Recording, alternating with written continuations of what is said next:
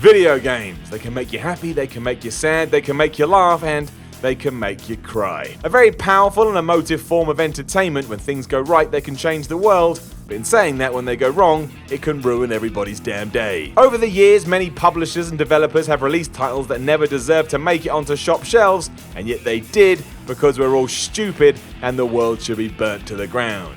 Bit much that, but I'm just trying to get my point across. My name is Simon Miller, and this is 8 dumb video games companies want to forget. Number 8, SimCity 2013. Everyone wanted a new SimCity. Well, no, not everyone. That your grandma gave 2 shits. But it was exciting because at some point most people that like games had found the series and realised how utterly addictive it was. And if you played the SNES version, you not only got taken through the rules by this guy, but also got to enjoy this music.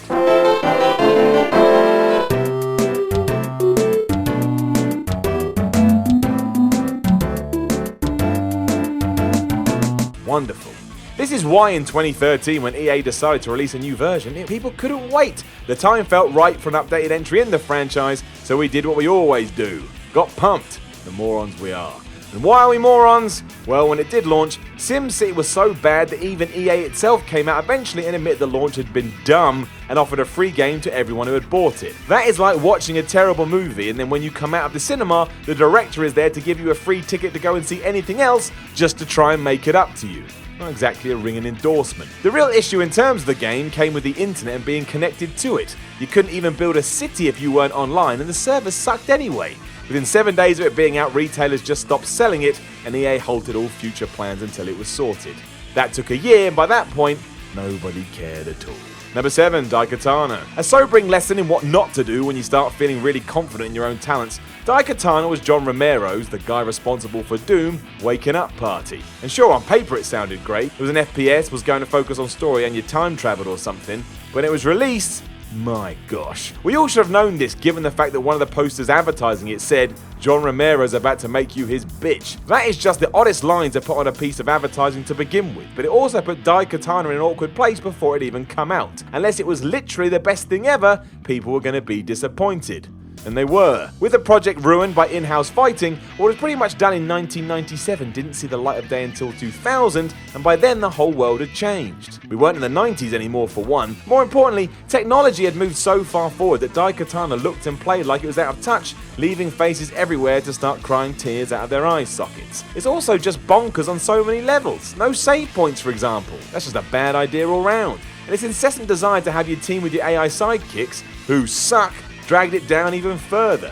If you enjoy Pain or gaming history, you can play it. Otherwise, Mr. Romero would definitely like you to pretend you didn't know about it. Number 6, anything Tony Hawk post 2007. Well, this went downhill, didn't it? Which is ironic. A series that genuinely got people into games in the first place. Tony Hawk's Pro Skater was dragged up from the ashes in 2009 before it was killed so badly no one could recognize the remains. It was as if everyone involved forgot what the point of the franchise was. While Project 8 and Proving Ground had divided audiences a little, the core idea stayed intact. Just try and be a really good skater dude and enjoy the oddly addictive nature of trying to beat your high scores over and over again. Then Tony Hawk's Ride arrived. With the gaming industry obsessed with peripherals, Activision and Robo-Modo decided the best thing to do in order to keep things relevant was to introduce an actual skateboard that you had to stand on before shuffling your ass around to mimic actual tricks. I cannot fathom why any time someone didn't shoot that idea to the ground straight away. They didn't know, and this was the end result. A game that pretty much ignored anything you did with the board because it was so fiddly. It drove sane people crazy, and just to make things worse, it cost more than past games because you had to cover the price of this plastic gimmick. In short, it didn't work, and that was true for Shred, which was the exact same concept and just as broken, and then of course Tony Hawk's Pro Skater 5. Touted to be the big return for Tony Hawk's and scrapping the stupid extra bits, what actually happened was it got its name back, and that was that. Half the game didn't work, it looked like garbage, and it was the equivalent to someone reaching into your brain, grabbing your Tony Hawk memories and shitting on them. To right these wrongs, here's 5 seconds of CKY's 96 Quite Bitter Things, which is obviously the thing we all remember the most from this. Number 5, Silent Hills. Do you like money? Of course you do. It's the root of all the good and evil in the world, and that's just wonderful. You can decide who you want to be and use that cash to make it true. You know who doesn't? Konami. Clearly. The biggest problem with Silent Hills is that it's never going to come out despite a tech demo based on it that many called the best game of 2014. While I love to throw my arms up in the air and say that's dumb, I can't. The They may have been right. PT was a masterful attempt at horror in a game, and the reveal right at the end that it was a lead up to a new Silent Hill was awesome. Every fan had every right to be excited, and then it all went bad.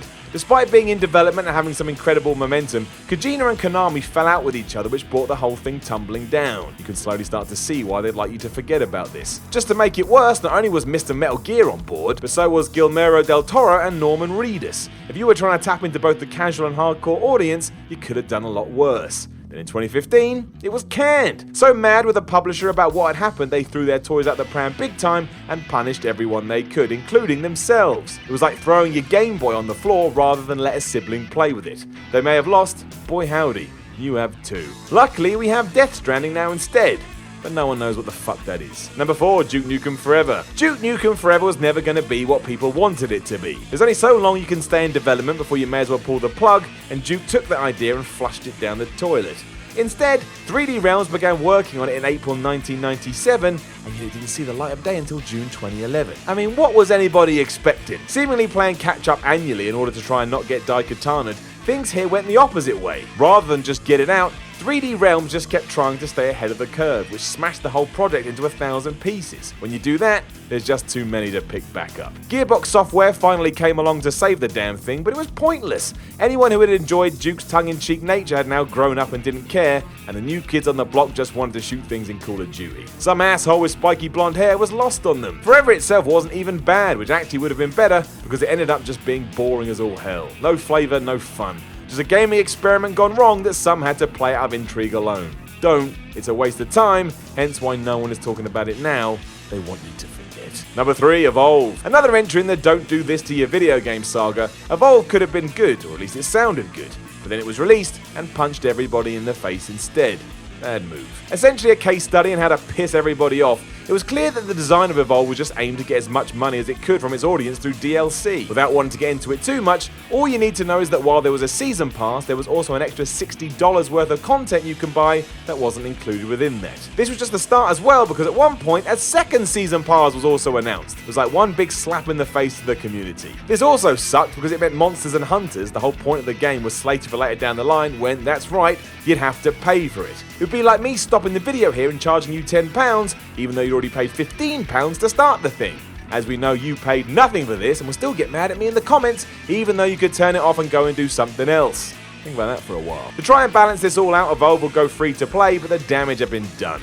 Gamers were already insulted by the process, and it slowly drifted off into the night. There's good talent and ideas at Turtle Rock though, so fingers crossed they come back strong soon. Number 2, APB. For starters, APB stood for All Points Bulletin, which is just a shit name for a game. Doesn't mean anything, and even if it does, I hate it.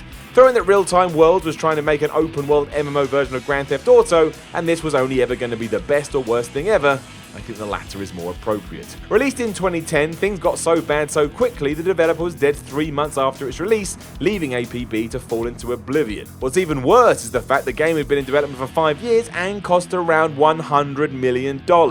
You think they would have carried on just for the sake of it, even if they had run out of cash, but with no future support, everyone just gave up on it. Furthermore, there are nuts amount of hurdles to play the thing. First, you needed a PC that was powerful enough to take over the world, and the whole thing was PvP more or less, so there was this whole environment that couldn't be explored because some numpty kept trying to gun you down. All the missions were pretty much identical to the last, and after a few hours your self-esteem had hit rock bottom as you lost the will to do anything. It took the idea of an MMO, which was the sign of variety, and threw it out the window. You don't even need to actually forget about this today because no one even talks about it. It's like a ghost that never was, which doesn't make sense. Number 1, Lair. Oh, Lair, what a pile of nonsense. A game that was meant to signal the start of PS3's amazing launch lineup was about as useful as Genji was. In other words, rubbish. Now, it wasn't all doom and gloom, because at least Factor 5's game looked decent enough and kinda justified why you just spent hundreds of pounds on a new console. Outside of that, though, sheesh. Aside from the worst twist ever, it turned out you were the bad guy, which was obvious within the first 5 minutes. It was delayed, there were problems with the team, and even after the fact, the co-founder at the dev came out and said that everybody had fucked up. If that isn't all the evidence you need, I don't know what is. As for the game itself, it was just so hard to control anything, you couldn't have any fun with it. The PlayStation 3 was meant to be Sony's answer to the Wii when it came to motion control, but as we know, that was a bad idea all round, and here, it was borderline insulting. You'd have been better off grabbing the DualShock 3 and hurling it into your own face. Lair could have been good, it was not. Now, please remember that all these videos are supported by patreon.com/Simon316. There's a link on the screen and a link in the bio below. Like, share, and subscribe. And go share this with someone if you think it will wind them up, because that's what it's all about.